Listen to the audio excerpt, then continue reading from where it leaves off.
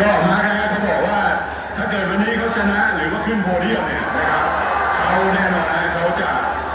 เต้นให้ชมนะครับแต่วันนี้เนี่ยเขาเต้นตอนนี้ยังเต้นไม่ได้นะยังไม่ได้แข่งนะครับขอเก็บของดีไว้โชว์ทีหลังนะ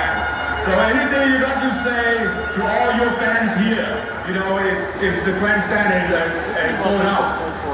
Yeah, I mean, I saw my grandstand 93 that was full of people, so thanks for all the support. I will not chup chup. Thank you very much, Mark. That's the Thai words. I mean, these guys, that's what they've been enjoying with the fans. You know, some of them teach them the Thai words. So next we're gonna move to. Startaufstellung der Motor 3.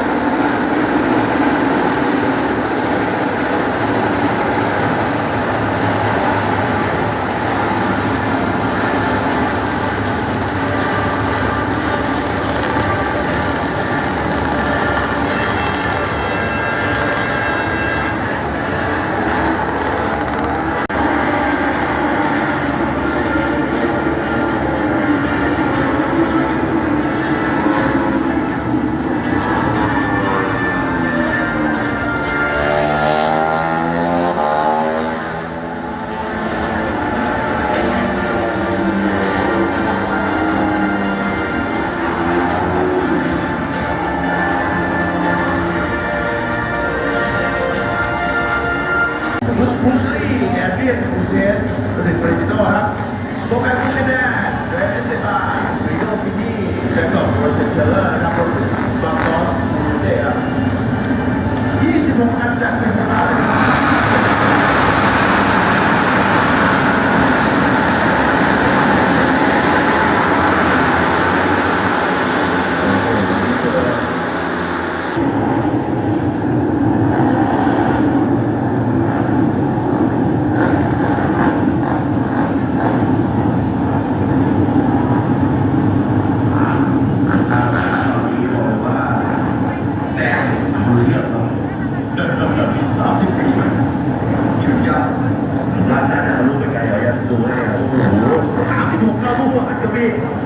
ภายนอก36วันนี้ดูว่าการแข่ง19รอบเนี่ยจะเป็นอย่างไรโปรแกรมจะเข้าสู่การแข่งขันรอบโลกยูโรแชมเปี้ยนชิพ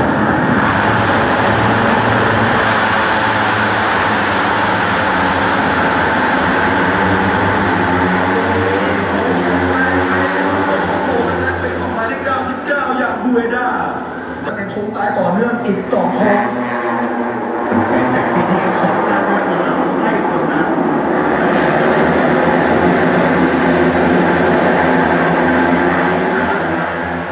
เพราะว่าเรื่องราวลุ้นแต้มมาเก็บแต้มเป็นยังไงครับเขามีประสบการณ์แบบนี้นะ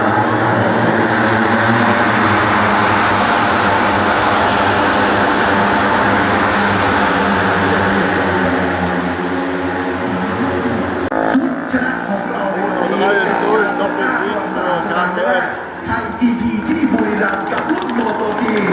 ผู้ที่ชนะคือโจเซฟอันโตนิโอรูเอด้าครับสุดสันติครับเขาถูกหน้าของชมกับเบรขวาที่1ไปแต่ยังไม่ถึงครึ่งทางเลยนะครับ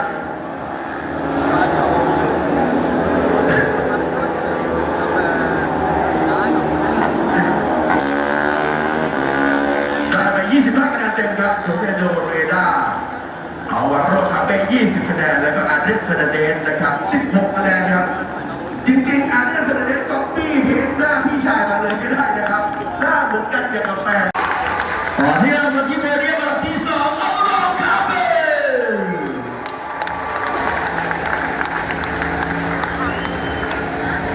และเจ้าของวินเนอร์โพเดียมรับเสียงมาดังๆให้กับโรเจ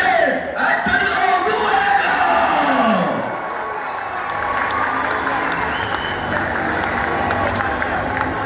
ลำดับต่อไปครับขอเรียนเชิญ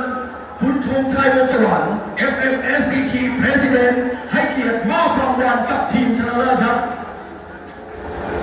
Ой, ครับ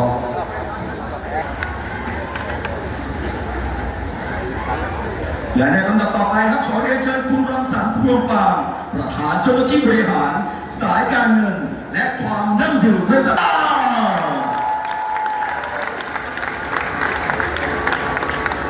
ขอเรียนเชิญทุกท่านแสดงความยินดีและเคารพเพลงชาติสเปน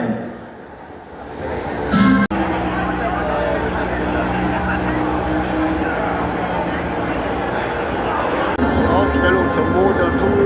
beginnt gerade.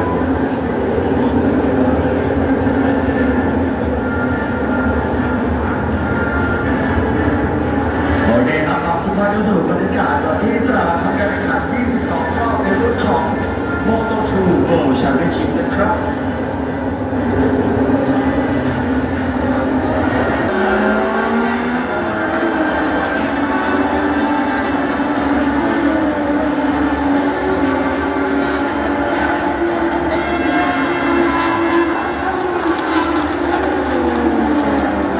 นะครับตอนนี้ครับนักแข่งนำรถเข้ามาที่บริเวณจุดสตาร์ทครับรุ่นนี้เมื่อสักครู่นี้เรามี 26 คันนะครับผมแต่ว่าอันนี้รุ่นรับที่ยกนะครับคุณมาดูติดที่หนึ่งนะโอ้โหคุณมาดูคว้าเจ้าตำแหน่งโพลโพซิชั่นไปนะเร็วก่อนซอยครับคือทุกหนึ่งครับนักแข่งต่างชาติเนี่ยก็จะตั้งชื่อเขาครับผมอย่างมีนักแข่งจากภาคอีสานเป็นคนอีสานกุยล่าบ้าง Motor2 Warm-up-Lap. ลมอัพแลบทุกรอบเลยครับที่ชม Kommen wir jetzt hier vorbei und dann kommen wir zur Startaufstellung. อากาศร้อนเลยครับ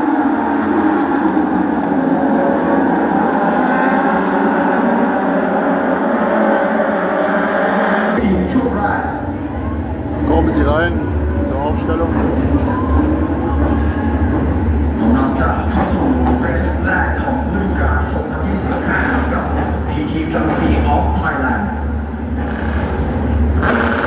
นี่เป็นครั้งแรกบนโลกครับสำหรับเรส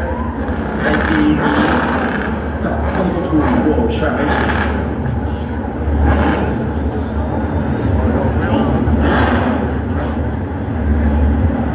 22 รอบสัญชาติ International Circuit ดูว่าในโปรแกรมแรกของปีนี้จะเป็นเท่าไหร่นะ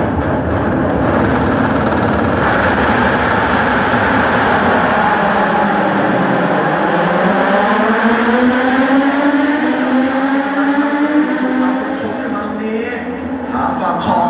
เซนติโนติที่สามารถอีกสุดเส้นที่เส้นที่สามชั้น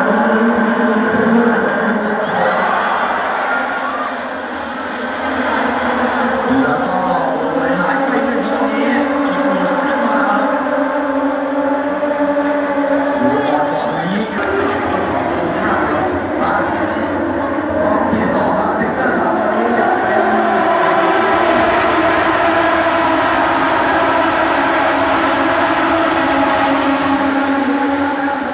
ใช่ครับผมมันด่ารอบแรกเลย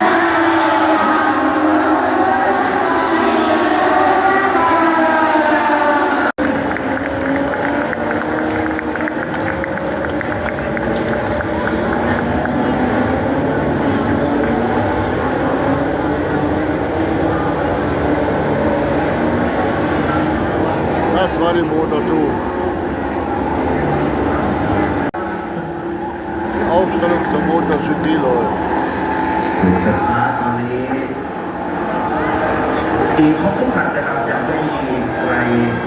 หายออกไปนะครับเนื่องจากหลายๆครั้งก็มีความพร้อม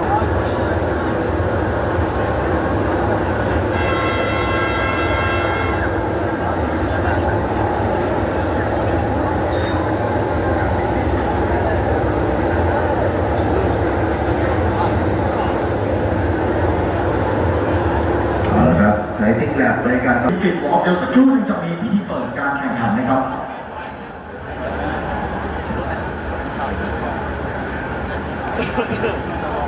โดยปีนี้อีกสักครู่หนึ่งนะครับจะมีโชว์นะครับผมไม่รู้ว่าโชว์อะไรเดี๋ยวต้องมารอชมไปพร้อมๆกันครับแต่แน่นอนแสดงถึงความเป็นไทยแน่นอนครับ สำหรับสนามแรกไทย GP ครับ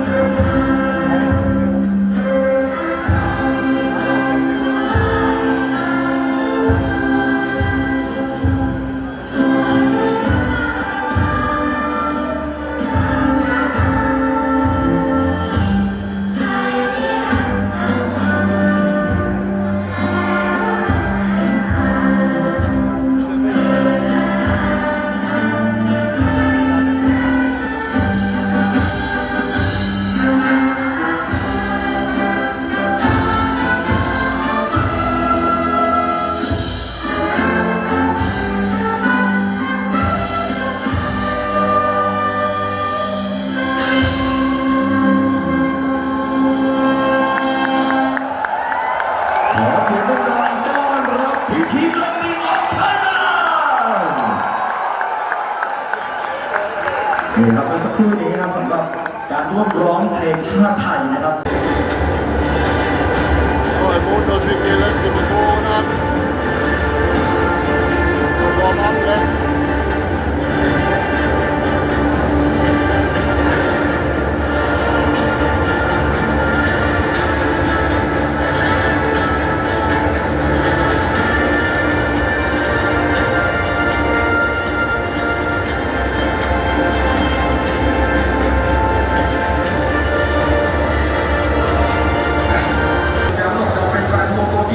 So, gleich geht's los.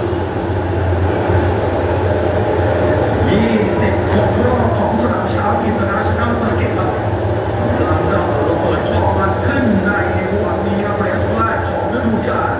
กับพีทีเอ็มปีออฟไทยแลนด์สามคันหน้าที่น่าสนใจครับคนนี้เอาไว้ที่หนึ่งเหมือนเดิมครับ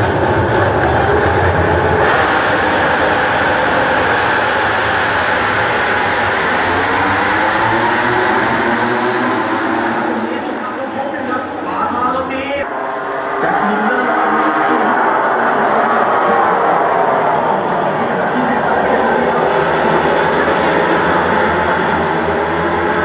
ที่ที่สามวันนี้โค้งซ้ายต่อเนื่อง2โค้งจาก5มา6แล้วก็จะเบี่ยงขวามาใช่ครับ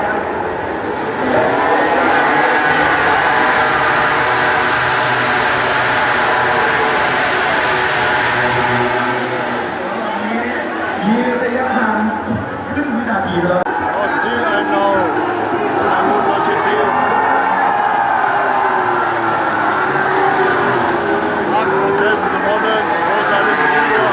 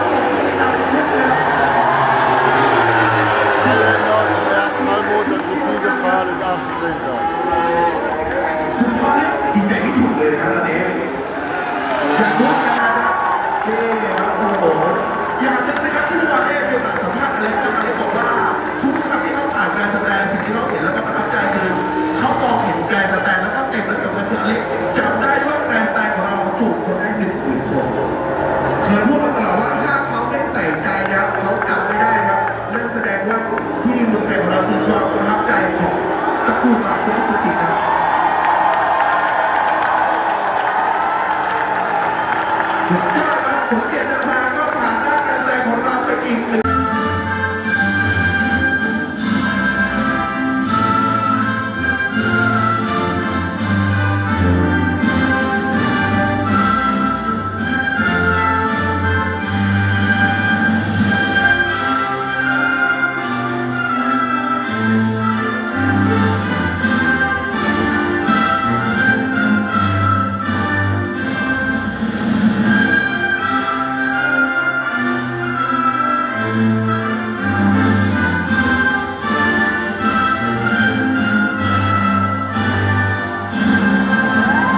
ขอแสดงความยินดีและขอเสียงปรบมือดังๆอีกครั้งแด่เพื่อนสาวระดับบนโพเดียมในคลาสของโปรทีวี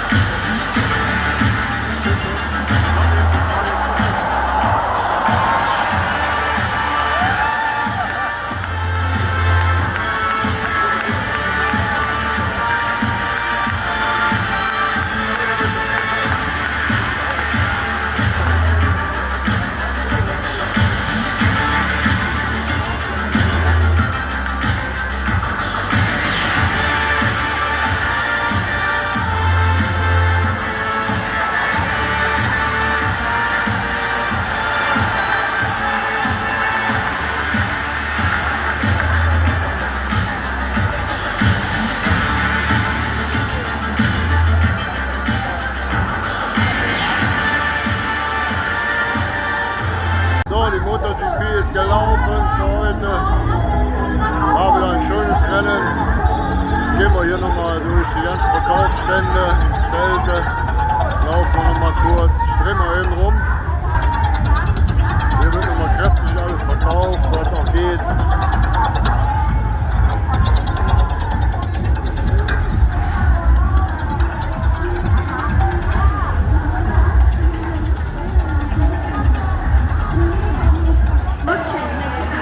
Oh, hier kriegen wir noch Helme. ผลิตภัณฑ์ผ้าเบรกแล้วมันยังมีสเปรย์ Und da hinten ist noch ein Aprilia-Stand. Da gehen wir noch mal hin, gucken, รวม Bridgestone. ไปถึงในนี่เลยเมื่อมองเข้ามาในบูธจะเห็นเสื้อคอลเลคชั่นใหม่สวยๆ Gewinnspiele, wie immer. เป็นเสื้อยืดเล่นเกมกันก่อนได้นะคะมาเข้าสู่ช่วงการเล่นเกมกันบ้างดีกว่านะคะเกมแรกค่ะจะเป็นเกมทายใจอยากจะให้ทุกคนมาเดากันดีกว่าว่าเราเขียนเลขอะไรลงไปใน Ja, wir laufen hier nochmal durch die Reihen. Wir sind Aprilia am Suchen. Heute Abend ist hier auch nochmal Konzert. Aber da werden wir wohl nicht hingehen. Alle Davidson sehe ich da. Aprilia sieht schlecht aus. Ah ja, ich melde mich später nochmal. Ah, Triumph haben wir auch hier.